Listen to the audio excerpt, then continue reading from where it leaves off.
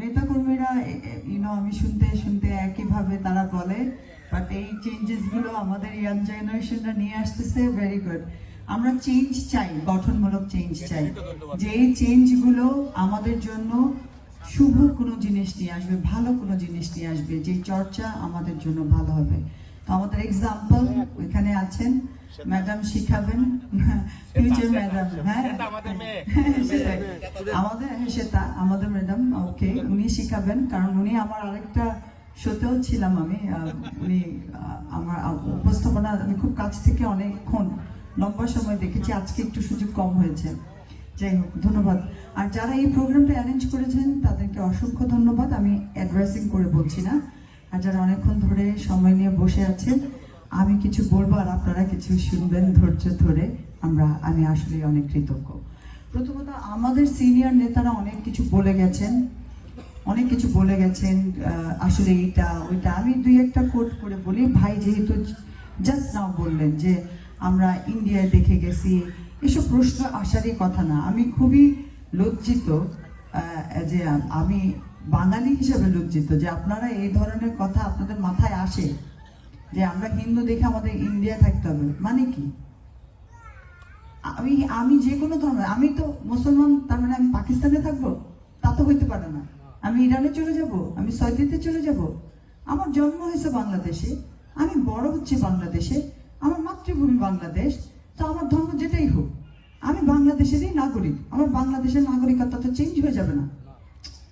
ইন্ডিয়াতে আমার আত্মীয় স্বজন থাকতে পারে, দুবাইতে আমার আত্মীয় স্বজন থাকতে পারে, আমি ঘুরতে যাইতে পারি, কিন্তু দেশটা আমার বাংলাদেশ, দেশ আমাদের বাংলাদেশ। তো এই জিনিসটা মাথায় কখনোই আনবেন না। এটাতে আমি খুব লজ্জিত, স্পেশালি এই কারণে যে আমরা পলিটিক্সটাকে এমন ভাবে ধর্মটাকে বিচ্ছেদ করে রেখেছি। যা আমি আজকেই ভাইকে বলছিলাম যে আমি যতগুলো সনাতন ধর্মের প্রোগ্রামে গেছি, আমাকে সব জায়গায় এত সুন্দর করে খাওয়া পরিবেশন করে, আমি বলি ভাই এটা কি, যেখানেই যাই। সো আপনারা যে আপনাদের আউট অফ দ্য বক্স, আমরা সবসময় যেটা বলি, একই গচ্ছে আমরা কাজ করতেই থাকি, কেউ ওইভাবে চিন্তা করে না, ডিফারেন্ট ভাবে চিন্তা করে না। বাট আপনারা যে কমিউনিটিটা আছেন, এই কমিউনিটিটা যেভাবে সম্মান করা শিখেছেন, আমি বিশ্বাস করি আমরা এটা সবাই এখানে যারা আছে, হয়তো আপনাদেরকে একজন একজন করে যে বলতে পারবে না যে আমরা এটা খুবই এপ্রিসিয়েট করি, এটা তোমরা আসলে অনেক ভালো কাজ করো, হয়তো 1 to 1 এভাবে বলা হয় না, কিন্তু আমার চোখে আমার দৃষ্টিকোণে আমার মনে হয় যে সবাই খুবই গ্রেটফুল যে আপনারা এই জিনিসটা, এই ট্রেডিশনটা ধরে রেখেছেন, ধরে রাখবেন। আর আপনাদের কাছ থেকে আমরা কিছু শিখবো ইনশাল্লাহ। শেখাটার জন্য কোনো ধর্ম লাগে না। আমি মুসলমান হয়েও আপনার কাছ থেকে আপনার ট্রেডিশন আমি শিখতে পারি। তো এই ট্রেডিশনটা আমার খুব ভালো লাগে, যে আমার সবচেয়ে বেস্ট জিনিসটা দিব, ওনাকে সার্ভ করব। তো এটা হলো আন্তরিকতা। আপনি কি দিলেন না দিলেন, কি খেলাম না খেলাম, এটা ইম্পর্টেন্ট না, সার্ভিংটা ইজ ইম্পর্টেন্ট। এই জিনিসগুলো যে ভাই কোটেশন করলো, এগুলো অ্যাকচুয়ালি যারা পলিটিক্স করে, মানে বিচ্ছিরি পলিটিক্স বলি, মানে যারা খুবই খারাপ পলিটিক্স করে, তারা ধর্ম নিয়ে পলিটিক্স করে। কারণ তাদের ভিতরে মনুষ্যত্ব বোধ নাই। তারা যে উপরে উঠবে, কি দিয়ে উঠবে, কি বলে উঠবে, তারা এটা বুঝে না। তো এটার জন্য মার্কায় তফাৎ করে দিছে। ধানের শেষ মানে এটা হবে, নৌকা মানে ওইটা হইতো, আবার জামাত মানে এটা হবে, মানে কি এইগুলা কি হবে? মার্কা দিয়ে আপনাদেরকে অনেক জিনিস বুঝানো হয়। আপনারা আগে না হয় বোকা বানানো যেত, এখনো আপনাদেরকে বোকা বানানো যায় কি?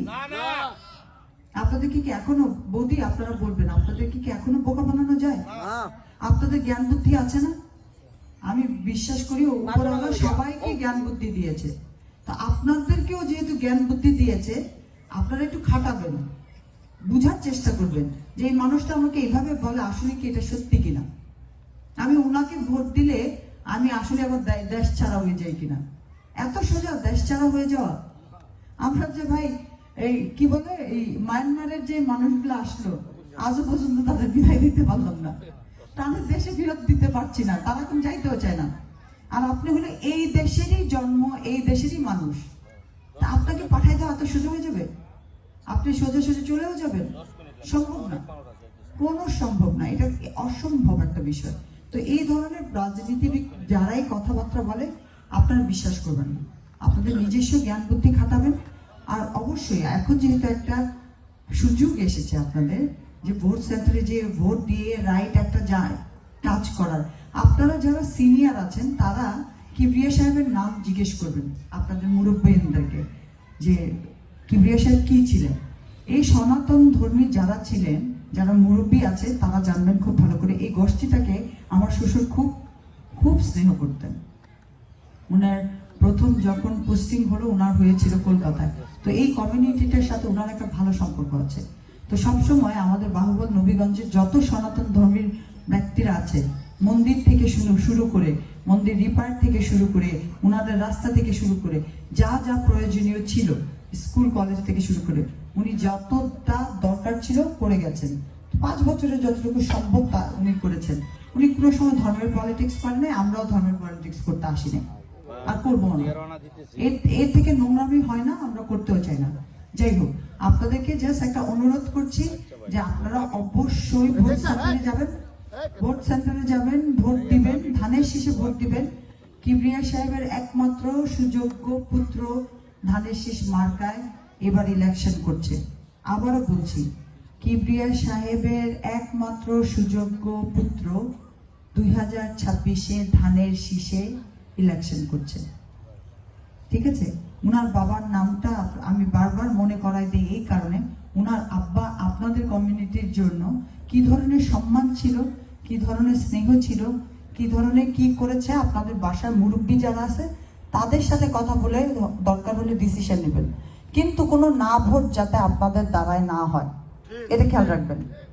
ভোট দিবেন না এটা যাতে না হয়। ভোট দিলে অবশ্যই ধানের শীষে হইতে হবে, আর কোনো অল্টারনেটিভ মার্কা নাই, নাই। আপনার মাথায় গাঁথায় যেতে হবে। তাইলে আপনার যে ছোট প্রজন্ম নিয়ে বসে আছেন এখানে, তাদের ফিউচার যদি ভালো করতে চান, আর আপনিও যদি মোটামুটি একটা ভালো জিনিস দেখে যেতে চান, এই মার্কা ছাড়া কোনো বিকল্প নেই। 2026-এ এই মার্কার উপরে কোনো মার্কা নাই, এটা ধানের শীষ। আপনাকে এটা মাথায় রাখতে হবে। আগে কি করেছেন না করেছেন, মানুষ আপনাদেরকে শুধু শুধু একটা ব্লেম গেম খেলে যে এটা মানে এটাই, কেন এটা মানে এটাই। আপনাদের কি আল্লাহ বিবেক বুদ্ধি দিয়েছে না? আপনারা কি বুঝেন না কোনটা সত্য প্রচার কোনটা মিথ্যা প্রচার? বুঝেন না? বুঝেন কিনা? বুঝেন তোরা? তাহলে এই সত্যের বিচার কোনটা, মিথ্যার বিচার কোনটা, এগুলাও আপনারা বিচার করবেন। কিন্তু ভোট সেন্টারে যায় ভোট দিতে হবে ধানের শীষে, শেষ কথা। দিতেই হবে, ধানের শীষ ছাড়া আপনাদের কোনো উন্নয়নমূলক কাজ হবে না। তো আপনারা কষ্ট করে আপনারা এই কন্ট্রিবিউশনটা করবেন। আমি অনুরোধ করে বলে যাচ্ছি, আবারও বলে যাচ্ছি, কারণ আপনাদের ভোটটা খুব ইম্পর্টেন্ট। আপনারা এই এলাকার যদি ভালো কিছু দেখতে চান তাহলে আপনাকে ধানের শীষে ভোট দিতে হবে। ধন্যবাদ আপনাদের সবাইকে এতক্ষণ মন দিয়ে শোনার জন্য। আর যাই, আবার একটা লাইনও আমি বলে যাই, দল মত ধর্ম যার যার, রেজা আমরা, আমাদের রেজা হতে, দল মত ধর্ম যার যার হতে পারে, কিন্তু রেজা আমাদের ছেলে, রেজা আমাদের, তো ধানের শীষে আমরা ভোট দিব। ধন্যবাদ।